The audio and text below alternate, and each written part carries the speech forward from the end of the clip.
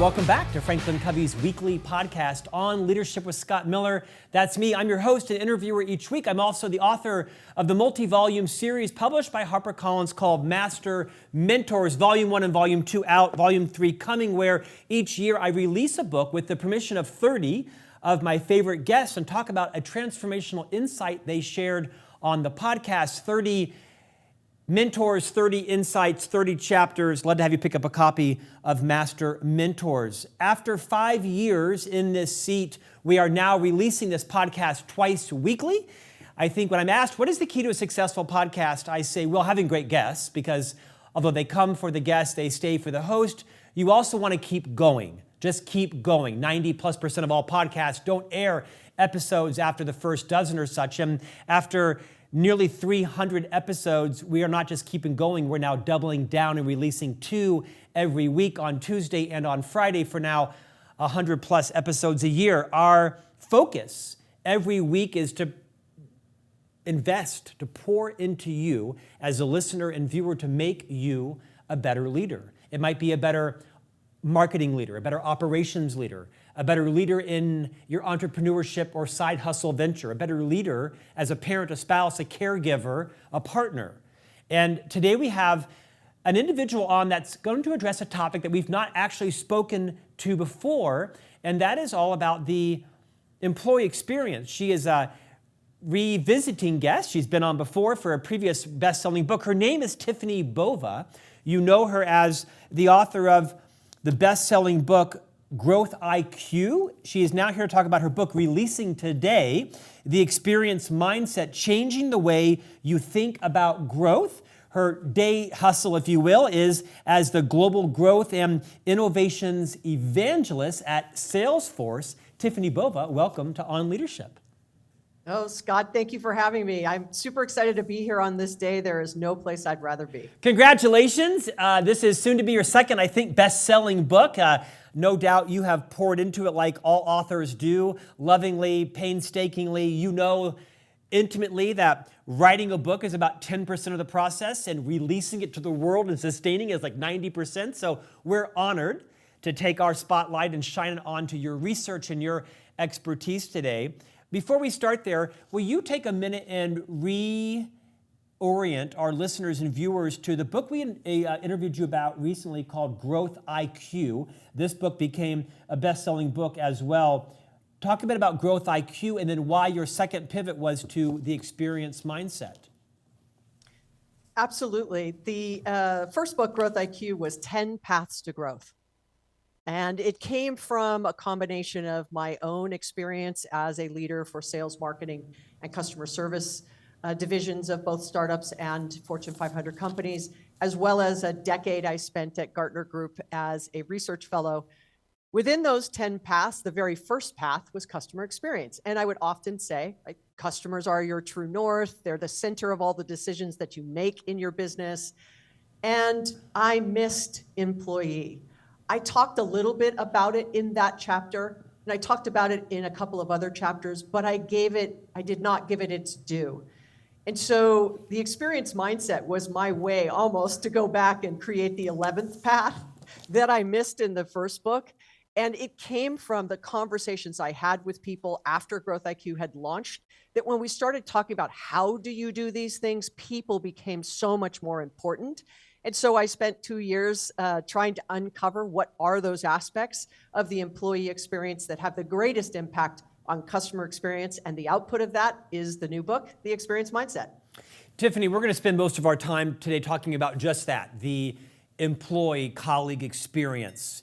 The buzzword the last 3 or 4 or 5 years has been customer experience, right? We see an explosion in the onboarding and hiring of a customer experience officer, funds and processes and touch points and service focused on our customers. Do you think companies, organizations can delicately balance both? Because we hear some thought leaders talk about, no, treat your employees well, treat your customers well. Others talk about customers first, the rest will come. Do you think it's a realistic mandate to say to the C-suite, both are equally as important? That's a great way to frame it up, Scott. At the end of the day, this is kind of the journey I went on. I was part of the team that made a prediction all the way back in 2008 that the chief marketing officer would spend more on technology than the chief information officer. And when we said it, everyone thought we were crazy, but we weren't talking about it from a technology standpoint. We were really leaning into the idea that customer experience was going to be the next battleground as more and more companies invested in digital, social, online, as brands started to push their messages into different mediums.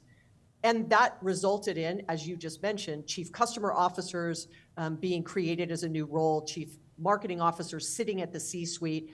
We've spent a decade really focusing, if not more than that, focusing on the power of doing well in customer experience. Now let's fast forward, right? Pandemic hits, and all of the sudden, for the very first time, employee became the number one stakeholder in long-term growth perspective, right? According to Edelman, and that was the first time that had happened in a decade. That now all of a sudden, employee became greatly important. And you could see from the Great Resignation and everything that's happened since that talent, reskilling, finding and retaining good people is becoming more and more difficult. And that has everything to do with the ability for companies to be successful. So the answer is not an or. Is it customer first or employee first? It is an and play. So the whole concept is around balancing in a more intentional way the efforts you do for both employee and customer so both can be successful doing what they want to do as your employee and as your customer. Tiffani, I've spent my entire 3-decade career in the leadership development industry, so I arguably have some expertise on that. And I know nothing about AI or Six Sigma, but I know a few things about leadership and culture. And somewhat perhaps unconventionally, I don't believe that a leader's number one job is mission, vision, and values. They are important, certainly vision, and systems, structures, and processes. We hear that a lot around aligning systems, and those are important things. I actually think that a leader's number one contribution is the recruitment and retention of quality people. I think most of us get the first half right, and then we abandon the second half about retention. Every day you hear about continually people that are still leaving organizations. They're usually quitting their jobs because of bad bosses or bad cultures. To what extent do you agree or even disagree that a leader's key contribution is not just the retention of staff, but like the recruitment of genius people that are smarter than you are, and you're confident and comfortable enough being surrounded by people who are noticeably more talented than you are, and then developing a culture where they choose to stay? It seems like it gets a lot of pablum, but I'm not sure it's been like mandated that, CMO, yes, you need lead gen, but you also need to make sure that your top 30 people are not responding to the 7 LinkedIn overtures they're going to get this week. What do we do about that? Well, listen, I could say this is what I think, but the good news is we spent 2 years on 3 very comprehensive research projects. And what we found in that kind of lends itself to what you just said. One is executives absolutely understand the power of investing in people. They actually said to us in many conversations, of course employees are important. They're my most important stakeholder. I have to invest in them. But in the other side of their mouth, they would say, but then it's always customer first. It was 3/4 of executives actually said that nobody in the organization owned employee experience. Now let that sink in for a second. Now it's not about a person owning it. No one is actually setting the sort of roadmap for how to be an effective and have employee and have a great career, if you will, and all the things you just said, right? Like I need our people to be fantastic. I want to be able to recruit them.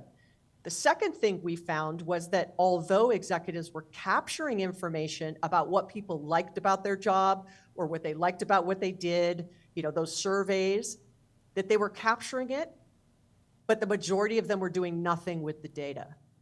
So while executives may say, employees are important to me, to my team, of course, their actions didn't always line up with that. And that's where I think we have really failed as leaders to make sure that we remember the keepers of our promise as a company, our vision, our values, all the things you rattled off, Scott. The keepers of those promises are your people. They are the ones that deliver on the promise you give at your earnings call, right, in front of your customers, all the things you do, they are the ones that do it. And so there is a big gap between what the executives think is happening and what employees actually know is happening. Okay, Tiffani, get practical. First, I want to have you speak to the leaders around the world, the millions of them that are watching and listening literally to this podcast. I want you to rattle off the things you think they should be thinking about and doing. And I'd like you to give me 3 or 4 things that company C-suite leaders specifically should be thinking about and doing. And then I want you to follow it up with who's doing it right and what are some examples. So I'll start with one of the findings we had, which was the largest disconnect between the C-suite and employees when it came to the top challenges the company was facing around growth. The biggest disconnect was outdated technology.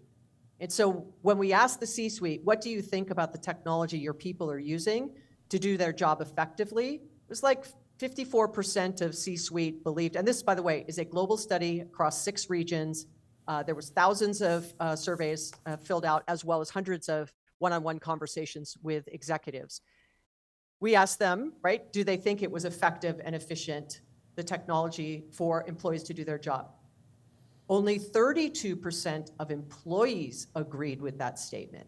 And the one that was really concerning was only 20% of customer-facing employees agreed the technology they were using allowed them to collaborate easily and effectively, do their job efficiently, make them be more productive, all the things we now talk about, right? How they become more resilient, all those buzzwords. Now technology is really the foundation to do that. So that was one that if it's where do we have to focus first, is I don't think executives actually understand what technology their people are using to do the job. And a lot of that comes down to the C-suite doesn't always use that same technology to do their job, right? They're not using the CRM system. They get a report on what's happening in the pipeline and the forecast and the business. They're not in the customer service application. They just see how many customers have churned, how many calls we're getting, what's the cost basis of the call center. So tech was one where there was huge opportunity. The second was broken processes. As you mentioned, Scott, right, the processes by which employees have to follow are too cumbersome, add too much friction, add too many steps. And what does that do? Increases the time it takes them to do their job. And since so many are focused on productivity and cost right now, we want people to be more efficient. And the third one was really around investing in the talent. So while you brought this up a couple times, employees are starving for career advancement. And it may be a lateral move, it may be in another division in the company, but invest in me as a person, teach me new skills, help me be a better employee, but also help me love what I get to do. Look, the fastest way to get customers to love your company, your brand, is to get employees to love their job. So there's so many things to unpack there, but those are really the big 3 we found. Who's doing it well? You research some companies, you write about them in your book. Are there 1 or 2 examples that you think other leaders should be studying that have this balance between customer experience and employee experience calibrated well? Yeah, I'm going to give you an example about Salesforce. And how this research really started was I was standing on stage and said, I didn't think it was a coincidence that Salesforce is one of the best places to work in the world, according to other people. If it's not number 1, it's in the top 5. It's one of the most innovative companies in the world, and it's the fastest growing enterprise software company. And once I said that, look, I'm not the first person to say it. Herb Kelleher has said it, Richard Branson said it, right? Happy employee, happy customer, greater growth rates. I mean, Scott, you said it. I mean, it's an obvious statement, but could I prove it? It's usually, by the way, it's usually Richard Branson, Herb Kelleher, and Scott Miller that are usually quoted in unison. So thank you for codifying that. Thank you. So let me say now, and Scott Miller. So I will add you to the repertoire. Thank you. But if you look at that and you say, look, we've got a hyper-growth company, such as Salesforce, who's innovating like crazy, right, is a great place to work. We got very talented people. We have a pipeline of people who want to work here.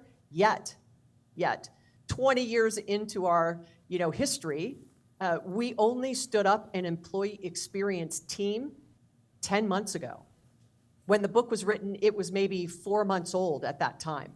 So even hyper-growth companies, just because you're growing quickly does not mean that you don't have some blind spots in your employee experience. So even a great place to work can have room for improvement. Even a highly innovative company can have room for improvement. And even a hyper-growth revenue company has room for improvement. So back to your question, of who is doing it well, we did a study and looked at those companies that were doing well on both employee experience and customer experience.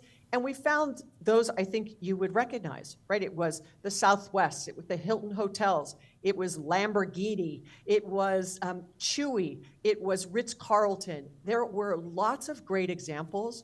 What's difficult for many is to sustain that kind of balance between the two.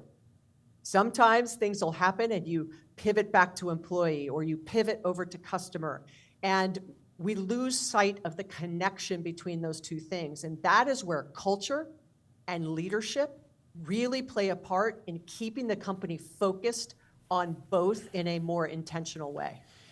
Tiffani, as an expert on this topic now, given that your book is releasing and it's going to become a bestseller, I'm sure, from a variety of lists, that's my gift to you in terms of willing it to happen. My experience has been that most companies are organized fairly similarly. Do you anticipate that people that are listening today that are doing this, that know they need to do it, that want to do it better, does this rest with human resources, people services?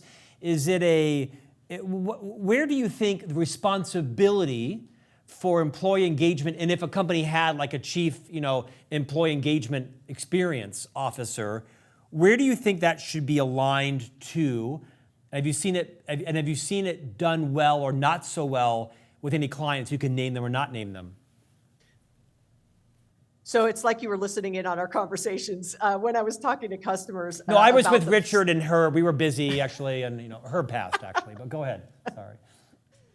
So I would get 3 questions when I would share this with executives. One was, if it's so obvious, why isn't everyone doing it? 2 would be, who owns it? So we'll talk about that. Who owns it? And I had a fantastic conversation with Liz Wiseman, whom I know you've had on the show. And we were discussing this entire research body of work. And it was her who really cautioned me to be careful not to advise companies that this is about a new role. Because if you do, it will become a land grab power move. I'm going to take this over. It's another C-suite role. And once again, as I said a few minutes ago, I was very active in that getting a chief customer experience officer many, many years ago. So I'm aware that if that was the direction it was going to go, that tends to be a heavier lift for people to embrace. So this is not a recommendation that you have an executive now responsible. Although I said no one owns it, it is a role, it is a group, it is a team, but more importantly, it is a mindset. So Airbnb is the sort of case study I use in the book, where they had an employee advisory board that was a cross-section of people who had responsibility for these aspects we were just talking about. It would be HR, it would be IT, it would be customer experience, and probably revenue generation. Because those 4, right, have impact on the systems, the tools, the processes, the training, et cetera. And when something was going to happen in Airbnb, it would go through this advisory board. The advisory board would go, okay, wait, hold on. That sounds great for the customer, of course. But what's the intended or unintended consequence for our people or our hosts or our broader, right, community? And looking at it through that lens, if people take a pause after reading my book, that instead of just doing something that reduces effort for customer to improve their experience, the response to that or the result of that is that we would increase the effort for the employee and reduce their experience. We want to make sure that doesn't happen anymore. If we can keep it more in line, then we will have much more engaged, willing, and satisfied employees, which of course results in better customer experience. So that is why the name of the book is Experience Mindset, not Experience Executive, not add a new C-suite, role to your lineup. It is really everybody has to make sure that when they make decisions for one of those 2 groups, those two constituencies, those two stakeholder groups, that there is no, oops, we didn't realize it was going to do this to them. We need to do this. We need to train them. We need to fix the systems. And that's why this mindset shift has to come from everybody, but it has to start at the top. Tiffani, you don't claim to be an expert on necessarily why people quit their jobs or leave organizations. You're not an organizational behaviorist. But I'll bet you have some insight on this question. We hear this adage that people don't quit their jobs, they quit bad bosses and bad cultures. You've talked a lot in the last 20 plus minutes about systems, technologies, processes. Anecdotally or empirically, in your research, did you come to any actionable conclusions that in fact it is too frequently systems or processes or alignment that people fatigue on? They might work for a great person or love the brand or love the customers, but work is just too damn hard. The company's made it so hard, they just cry uncle. Is that true, or is that just one of many components? Did you see an elevation, I guess is my question, in alignment of systems and processes and technologies as a key or contributing reason why people say, I'm done? Yes, that was the short answer. But to your point, I am not an HR expert or an organizational expert. I am specifically talking about that moment that matters. When an employee touches a customer, could we make that better so that both enjoy, right, a better experience? But the management layer here is super important as well. So you are correct. Sometimes people just burn out because it takes a lot to do their job. Like in a call center, do I have to open 5 applications? Like normally when I'm in a room of executives or people and I'm giving a keynote or something and I ask, how many of you can do your job in 1 application all day? Very few raise their hand. But now let's go back to your management question. If an employee tells their manager, listen, it's taking me 5 minutes to do something, or the other day I was with a client and they said it took them 20 minutes per agent to do a return of a product, 20 minutes. So if they did 10 a day, that's their day. That's all they're doing is returns. So let's say that is me, and I go to my manager and I say, hey, listen, it's taking me 20 minutes. I think if we did these 3 things, I could reduce it in half. And that manager hears what the person says and does nothing with it. Or the company surveys the employees and they say, I want these things. They're important to me. And then the company does nothing about it, which I had said a few minutes ago, right? They're capturing all this data and they're doing nothing with it. So what that also does is you ask me a question, I've answered you, and you don't even have the respect to tell me you're going to do it or not do it. And if you're going to, great, tell me when. If you're not going to, that's also okay, but tell me why. And so you're correct that sometimes this burnout is systems and processes, but sometimes it's also like I'm tired of caring enough to tell my manager, my boss, that there are better ways to do things, and no one is listening to me. And that's where you have to go. That's why the Great Resignation should not be a surprise to people, or even quiet quitting, because they're like, if they don't care, why should I care? And they go try to find some place where they can grow, they can be listened to, and they can show up and do the best they can every single day. Let's talk about the conundrum of efficiency.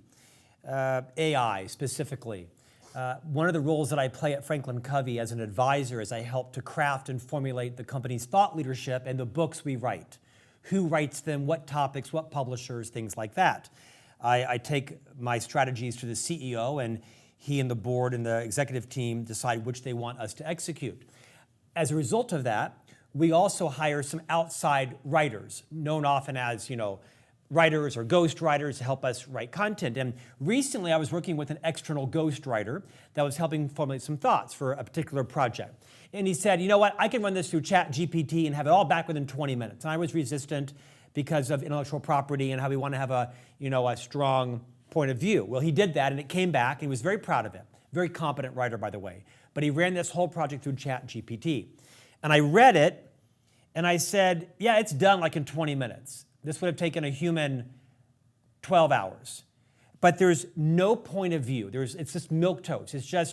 It's vanilla. It's all wise, and it just lacked a heart. It lacked a point of view. It lacked a particular passion. It had no passion to it. To what extent do you worry about, or are you encouraged As companies move fast into efficiency paradigm, efficiency mindset, and start to use things like AI and other tools to help with the employee experience, is that going to help? Is it going to hurt? What cautions or watch-outs do you have for us? I'd say that, I've been saying this for some time now. I am a firm believer in human and tech, not necessarily human alone and not tech alone. There are pieces and parts of interactions, if you will, or content production that could be generated by AI. So, we've been doing chatbots for a really long time, right? You show up to someone's customer or to their website, you want a quick answer, you want to find where you could do returns, or I want to know where I can do something. And that's very efficient and super effective. It's a good experience for the customer, and you don't have a human doing this repetitive, redundant, low impact task 1,000 times a day. Like, I think there's value there. When you're talking about something like what you just said, you nailed it. You have to have the human and technology combination. Now, had that writer taken that content that he was able to generate in 20 minutes and spent maybe another couple hours on it, adding some flavor of more human and examples and having a point of view, then that was the human tech combination that was missing in the tech only response that he generated for you, right? Because you could have done that on your own. There's sort of no value if someone's not going to touch it and do something more. So there's been a bunch of studies now that are really showing that AI can improve productivity on those low value, mundane, repetitive tasks.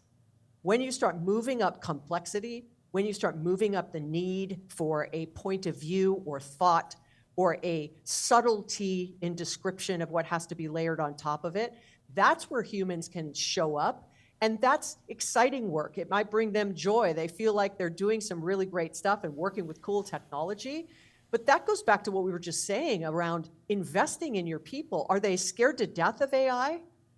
Or do you have a way in which you're going to train your people on how to use it, where to use it, why to use it, what the guardrails are for when, right? And that's where people will go, great, now I'm not feeling so insecure. I won't be so resistant that I see my way as a partner with the technology versus being replaced by the technology. Now, will there be some replacement? Yes, but there will also be advancements if people are, by the way, willing to reskill. If half of us have to reskill, according to the World Economic Forum, between now and I think it's 2025, I think that number's dropped a little bit to 46 or 47%, yet not everyone is taking advantage. Companies know they need to reskill their people, but they're just not offering ways in which they can do it at a fast enough pace where they're defaulting to, we'll figure out the human side of this later. Let's just reduce cost, and implement technology. And I think they will find themselves on their back foot to those that do it really well. Tiffani, I want to end on a high note, but I want to address this first. I'm guessing employee experience is more difficult than ever, given the hybrid work experience, virtual environments of teams, pandemic or not, right? I mean, companies are feeling more confident hiring people that are geographically dispersed and in many ways feeling like they're getting as much or more efficiency. Yes, there is a return to work initiative, right? People first companies. What advice would you give to leaders that are wrestling with the fact that they're hearing you? They're buying your book right now on Amazon, and they're reading it, and they're giving it to their executive team to read, which is where it probably should start. And they're feeling, I don't know what to do because I've got 9 managing directors that are in different states, and I've got 16 general managers who are in different states, and we see them maybe once or twice a year, and it costs $500,000 to bring them all in you get the point, right? It's an expensive process. Any advice you would give leaders on how to build employee experience in the midst of, I'd say, a stabilized or even increasingly hybrid work world? So I used to answer that question pretty quickly. Well, this are the 3 or 4 things like I think you should be doing. And in many ways, I almost feel like I did a disservice in being so fast to answer those questions when I would get them over the course of my 17 years of advising companies. Now I tend to go back and go, it's a great question. And I'm absolutely thrilled you're asking it, because that's half the battle. Like they have to be willing to go, I don't actually know the answer, or I don't actually know how to make this work. Because it's worked in a previous time doesn't mean after 1,000 days of something being different and lots of habits changing and then lots of demands from employees changing that I can just go back to the way that it was. We're seeing that's not being a very effective strategy. So my advice would be, I don't know the answer to that question, but your employees do. Your employees know the answer to what will help them be most efficient, most effective, most satisfied, right? Most willing to go the extra mile for their teammates, for the customers, for their communities, all the things we want and aspire to have as companies, especially those that are people-driven. If you ask them, don't ask them 92 questions. Like say, what's the one thing that would make you more productive? What's the one thing that would make you more satisfied at work? What's the one thing that if we stopped doing would be great for you? What's the one thing if we started doing would be great for you? Whatever those one questions are, but make sure you ask and you capture and then you action. So if you think everybody wants to keep working from home, or if you think the only way you're going to be successful is everyone has to come back to the office to work, you are using a bias and a fixed mindset in the sense that you're not willing to be open to other alternatives. Your employees will help you find your way forward, but you have to be courageous enough to ask, to listen, and then to action what it is that they think will work best for them. Now, you can't do everything they ask. Some things may be out of bounds for you, and that's okay. Don't forget to tell them why it doesn't work and why it doesn't work here and why it doesn't work here right now. But if you're going to do it, guess what you've just done? You've built trust between you and your people.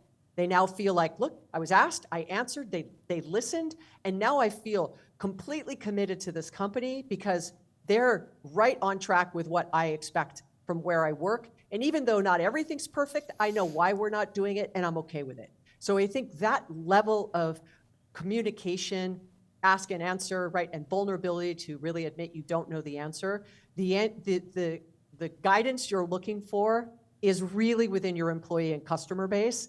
You just have to ask. Tiffani, last question as we end. We've spent a lot of time talking, I have at least, about leaders in the C-suite and the responsibility they have for the employee experience. Let's talk about the vast majority of the workforce, which actually isn't leadership, individual contributors, individual producers. What responsibility do they have in helping to ensure the company creates an experience where they also want to stay? Yeah, this is where it gets a little more difficult. You know, when people hear me speak about the experience mindset and the power behind it, individual contributors go, this isn't really for me. I don't have the ability to affect or effect change at all, right? I'm an individual contributor.